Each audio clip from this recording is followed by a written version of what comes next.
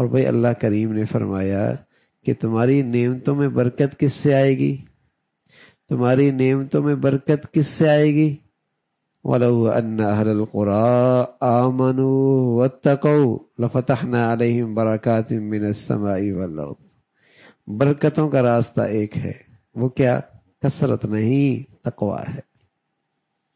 جتنا اعلیٰ درجے کا تقویٰ ہوگا اتنا ہی اللہ کی نعمتیں مبارک ہو جائیں گی۔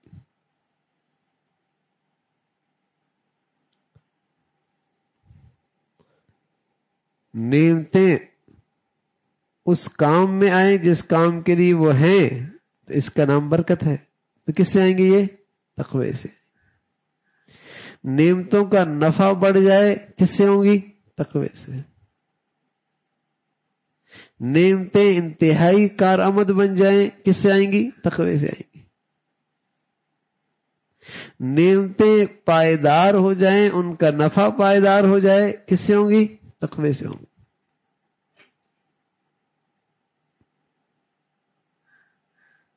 اس لیے لوگوں کو اولاد کی امید ہونے لگتی تھی تو ان کے تقوی میں اضافہ ہو جاتا تھا کہ اس میں برکت ہو، اس میں برکت،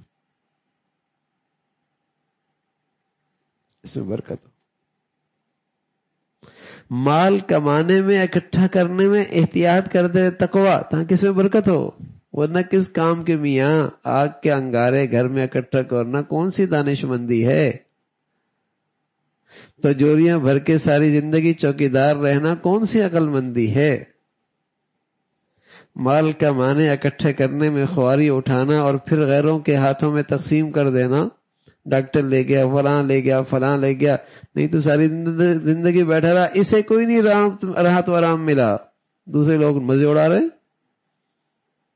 دوسرے لوگ مزے اڑا رہے، اور وہ بھی مزے کیا، انہوں نے بھی پیچھے اس کے مال میں خوب رسم و رواج کو زندہ کیا، خوب گناہ کمائے۔ کس کام کا یہ مال ہے؟